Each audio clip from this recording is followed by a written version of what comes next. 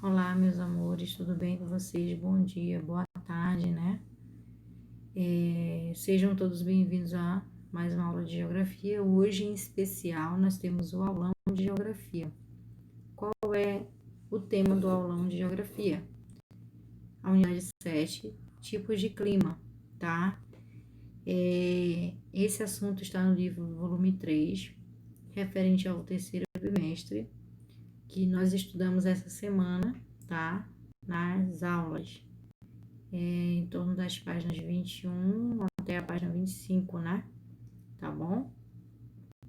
Então, meus amores, né? O objetivo dessa aula é relembrar os conteúdos que nós estudamos na sala de aula, tá? Para que vocês possam fixar ainda mais os conhecimentos que vocês adquiriram, tá bom? E aí, o tipo de clima são bastante variados, tá? E os climas são bem definidos aí através dos próprios movimentos da Terra, tá? Vamos lá. O que é clima, né? Clima, ele é o conjunto de condições atmosféricas que se repetem e se sucedem ou acontecem na atmosfera durante anos, tá bom? Então, não é um processo imediato, ele ocorre durante alguns anos, tá? Ele está sempre em constante transformação, tá bom? O clima ele é caracterizado pela repetição das condições da umidade, tá? Quanto a condição em que ele se encontra úmido e também temperatura em um determinado lugar, ao longo de um período de observação que pode durar entre 30 a 35 anos, tá? E nós temos alguns fatores climáticos, né? Aí eu destaquei 3 fatores climáticos aí. Latitude, que tem a ver com a distância em relação à linha do Equador. Nós temos a altitude, que tem a ver com a altura do determinado espaço a ser estudado. E a maritimidade, que é a proximidade do mar. E a continentalidade, que é a proximidade já dos continentes, tá? Aí nós temos essa imagem, e essa imagem está fazendo uma explicação, né, do que seria o tempo e o clima. Lembrando que tempo e clima são situações, são fenômenos totalmente diferentes, tá? Quando falamos de tempo, nós estamos nos referindo a um estado geral da atmosfera naquele determinado momento. Ele é momentâneo, tá? Já o clima, ele ocorre durante um longo período de observação, tá? Então, não é de um dia para a noite, né? Nós vimos aí que essa observação dura em torno de 30 até 35 anos, mais ou menos, aproximadamente. E aí, se for perguntado na avaliação, por exemplo, qual é a diferença de tempo e clima, o tempo, ele traz a explicação e ele traz também a disposição de momentâneo, tudo que existe aí em um determinado momento, depois já não existe mais. E o clima não, o clima já é mais duradouro, tá? Aí no livro de vocês, do livro didático, tem essas 4 imagens, né? A primeira imagem representa o litoral, né? A disposição aí da estação do ano, tá? Também tem tudo a ver. Nós temos o verão, nós temos o outono, o inverno e a primavera, tá? Como estação do ano. Mas nessa página também, ela traz a informação de como ocorre, né? Em determinadas localidades, tá? O tipo de clima mesmo, que é algo já mais duradouro, tá? De cada espaço desse representado. Aí nós temos a imagem do Brasil, né? Maceió, Alagoas, nós temos a Noruega, a cidade de Tromsø, tá? Tromsø, na verdade. Cidade de Ait Ben Haddou, em Marrocos. E tem a Estrada de Bali, na Indonésia, tá? Então, os objetivos para se estudar a unidade 7 é somente esses 4, né?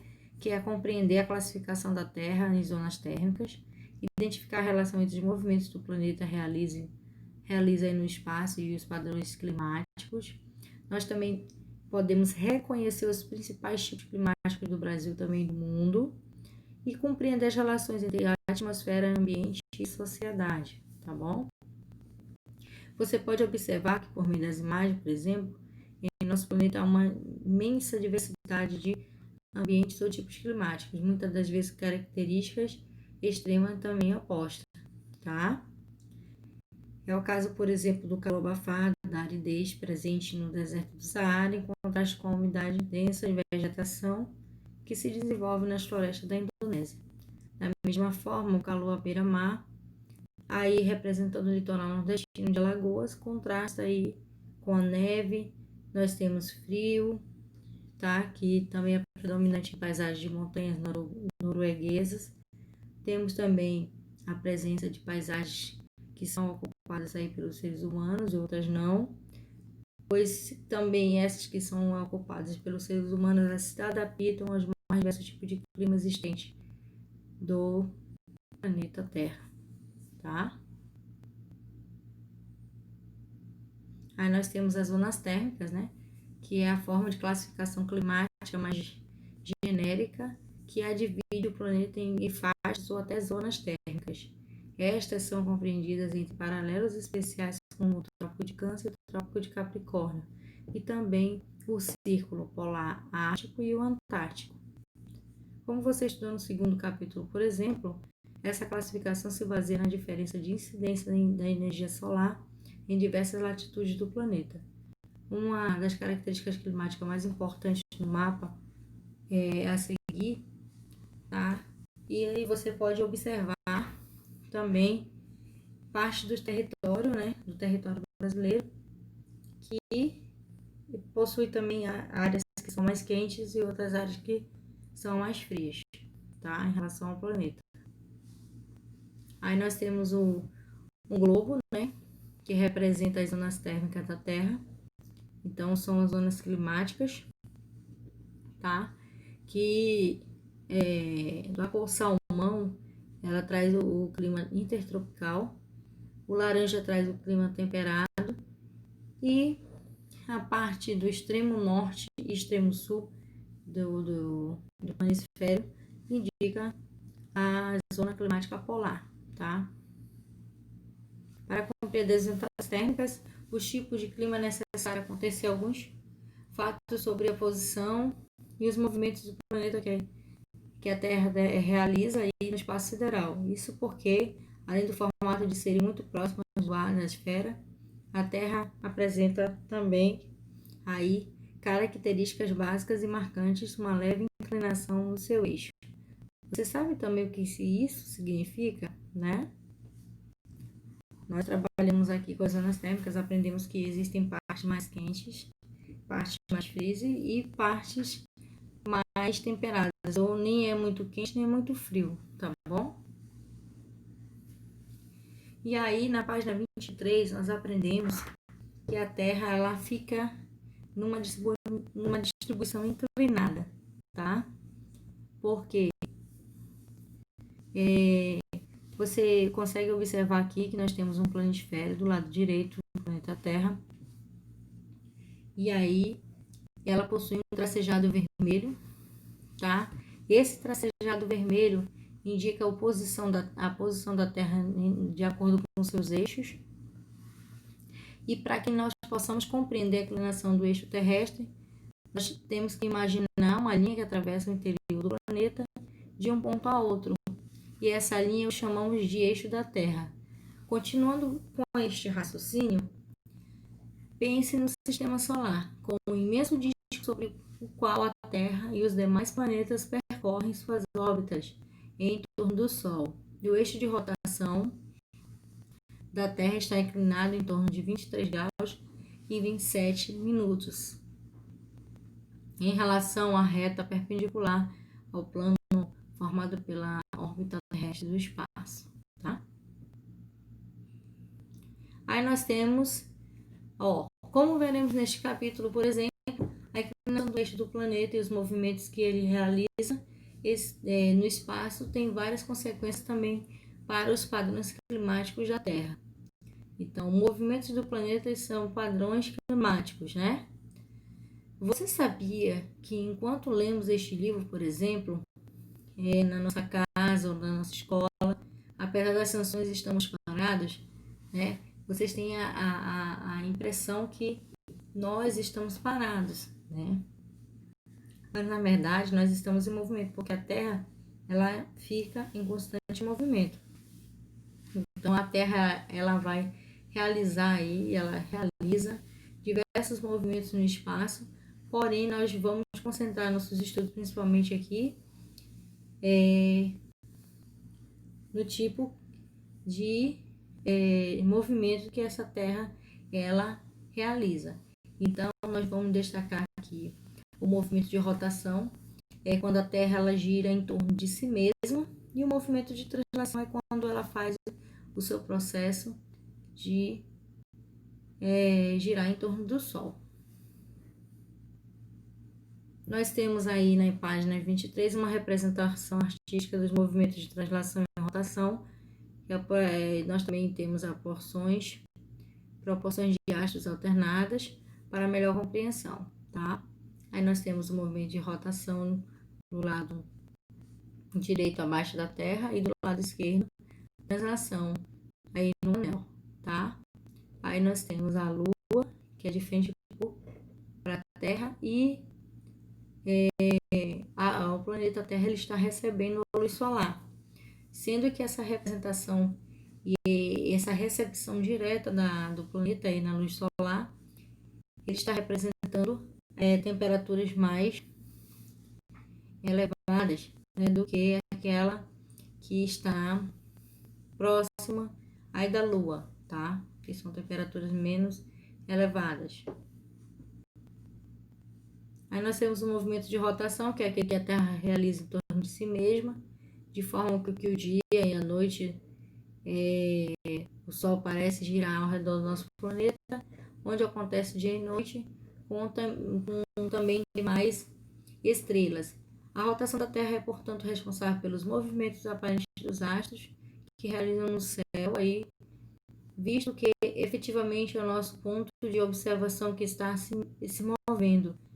Mas os aspectos importantes que está em movimento traz ao nosso dia vão muito além do céu, tá? Então a consequência principal da sucessão também dos dias e das noites, tá? O movimento de rotação ele é responsável pela sucessão dos dias e das noites. Então, o movimento de translação é um movimento que define as horas do dia, tá? E o dia. E a sua duração durante um ano, nós podemos ver também a distribuição aí das estações do ano, que ela ocorre através do processo de translação. Como nós conseguimos estudar, desculpa que eu vim pegar um livro aqui, ele estava caindo, como nós estamos nas 4 estações do ano, né, que nós temos as 4 estações do ano, nós temos o verão, outono, inverno e primavera. E aí os movimentos ocorrem de acordo com o que vocês podem observar através do movimento que a Terra realiza em torno do Sol, que é a translação, tá? Esse movimento é representado na página anterior, que a Terra realiza em torno do Sol e determina o comportamento médio dos climas de diferentes porções do planeta. Aí nós temos o ano bissexto, que é quando é acrescentado as horas que estão faltando para se estabelecer um dia a mais no planeta Terra. Então, a Terra, no geral, ela tem 365 dias, né? E 6 horas. E de 4 em 4 anos, essas 6 horas que ficam irregulares, elas são supridas pelo movimento do ano bissexto, tá? E aí nós temos a previsão do tempo. A previsão do tempo, ela é um mecanismo que o nomezinho dela mesmo diz, prever o tempo. Então, a previsão do tempo, ela não é um estudo sem fundamentação, ela é um estudo bem fundamentado, e um estudo que disponibiliza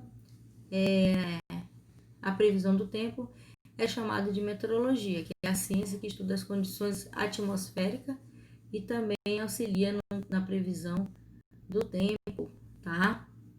E aí embaixo eu coloquei uma imagem de um pesquisador, um apresentador, né, da previsão do tempo no jornal, explicando o tipo de tempo ocorrido naquele dia, naquele local, tá? E naquele ano. Aí nós temos um desenho bem animado, bem criativo, tá? Sobre a previsão do tempo. Nós temos o tempo ensolarado, que ele está representando a cor vermelha, totalmente ensolarado. O verde está representando o tempo nublado. O azul está representando o tempo mais fechado, né? Com incidências de precipitação, ou seja, incidência de chuva.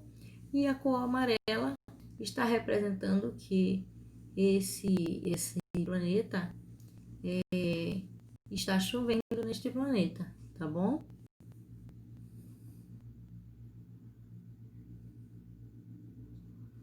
Aí nós temos as estações do ano, que são as condições climáticas dos lugares onde nós moramos e permaneceremos a mesma no decorrer do ano.